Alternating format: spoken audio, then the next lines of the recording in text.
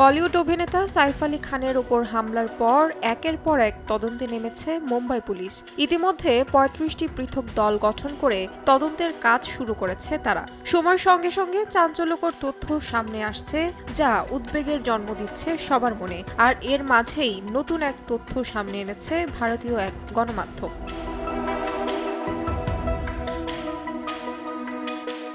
সাইফকে আক্রমণ করা দুর্বৃত্তকে চলতি সপ্তাহে বলিউড অভিনেতা শাহরুখ খানের বাড়ি মান্নাতের আশেপাশেও দেখা গেছে বলে জানিয়েছে গণমাধ্যমটি।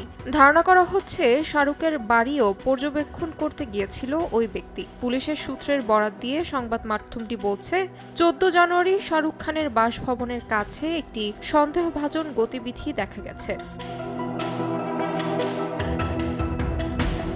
মান্নাতের পেছনে একটি লাগোয়া ঘরে ৬ থেকে ৮ ফুট লম্বা লোহার সিঁড়ি স্থাপন করে এক ব্যক্তি প্রাঙ্গণটি পর্যবেক্ষণ করার চেষ্টা করছিল। পুলিশের সন্দেহ সাইফ আলী খানের উপর হামলায় জড়িত একই ব্যক্তি হতে পারে।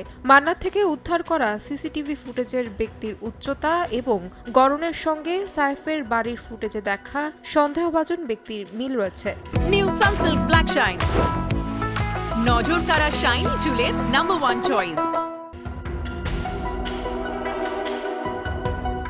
এই ঘটনার সঙ্গে একাধিক ব্যক্তি জড়িত রয়েছে বলেও ধারণা করা হচ্ছে, কারণ মান্নাতের পাশে পাওয়া লোহার সিঁড়িটি বেশ ভারী।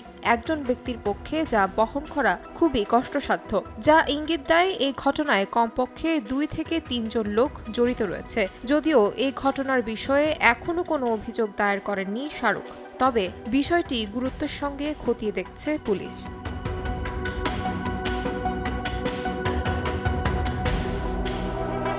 তাহমিনা তন্নি, সময় সংবাদ।